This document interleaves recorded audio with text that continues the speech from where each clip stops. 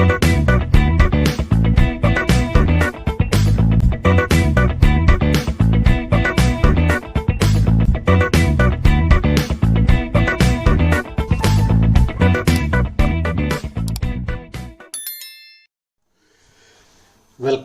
back to the third lecture series in Module 2.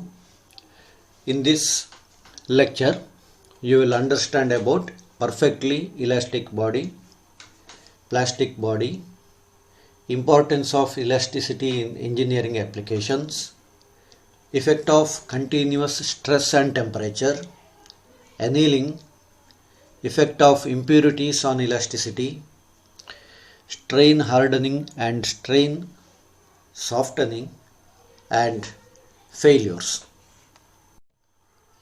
First, let us discuss what is meant by perfectly elastic body. If a body under stress within elastic limit returns to its original form without any trace of deformation, soon after the removal of the deforming force, it is called a perfectly elastic body. But in nature, there is no perfectly elastic body. There are some bodies which resemble closely to this definition. First one is phosphor bronze, which is formed by adding 0.5% of phosphor to the bronze. Quartz fibers. And third one is what is known as elastomers. They are polymers with high elastic nature. Examples: natural rubber, synthetic rubber, silicon rubber, etc. Technically, rubber is less elastic than steel. This is because steel returns very quickly to its original form.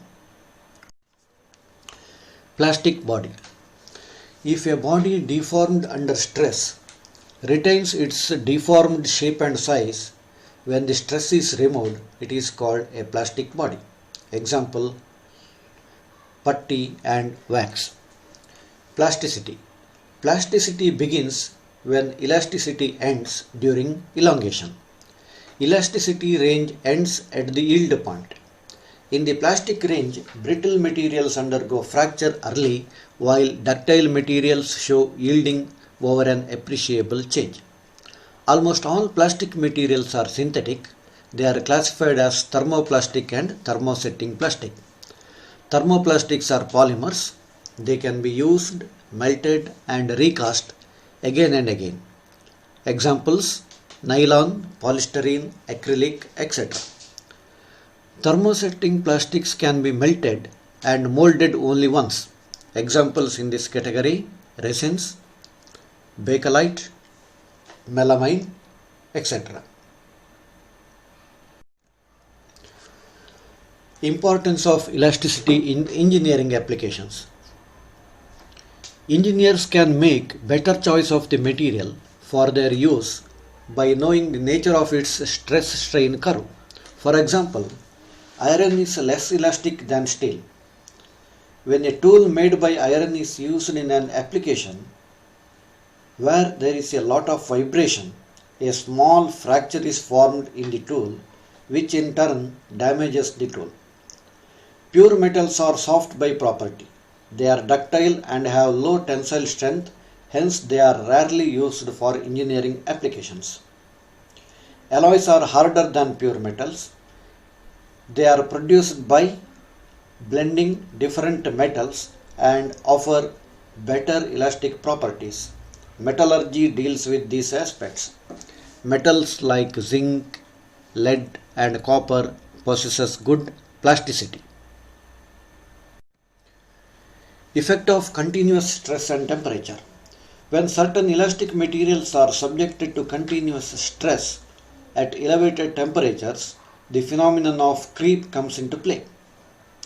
Creep is the property due to which a material under a steady stress undergoes deformation continuously. Example: warping of a shelf over time when a heavy object is placed on it.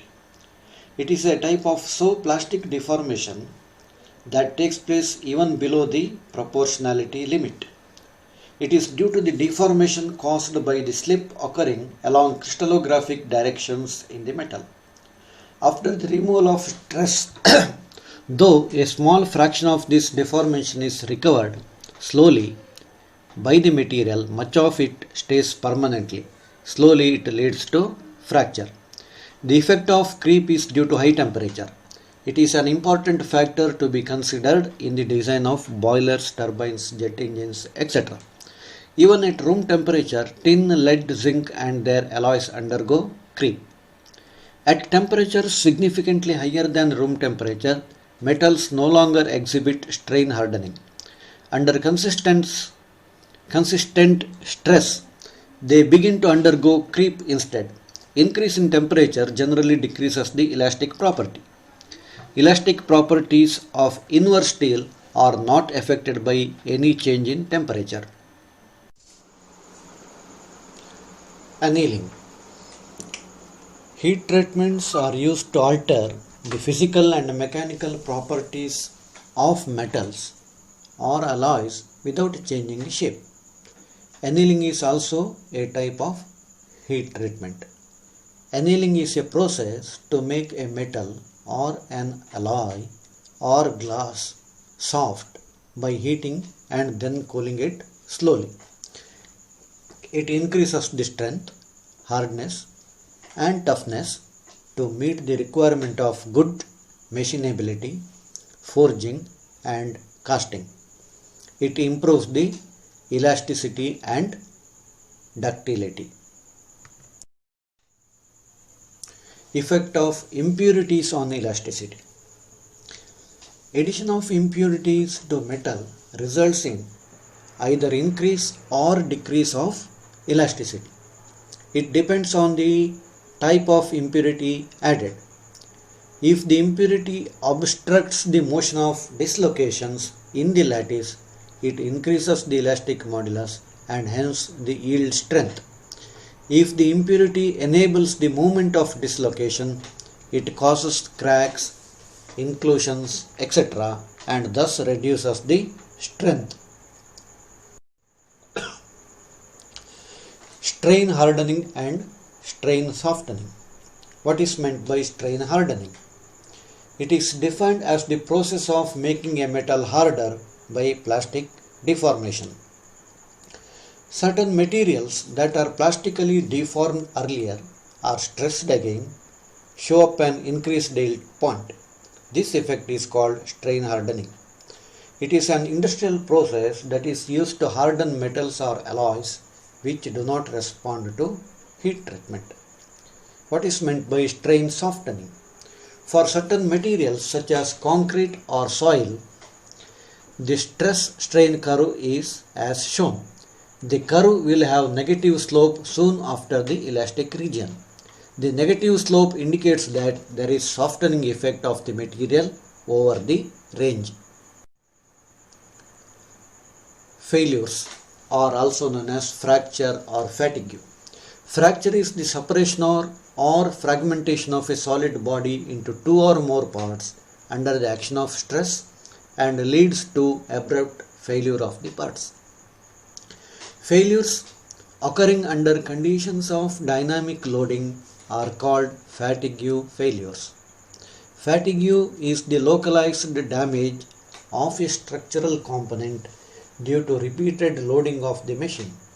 Such failures do occur in good machine also, but after considerable period of their service. There are two types of fractures: brittle fracture and ductile fracture. A brittle fracture occurs due to swift propagation of a crack formulated suddenly. A ductile fracture propagates slowly with considerable plastic deformation on its way.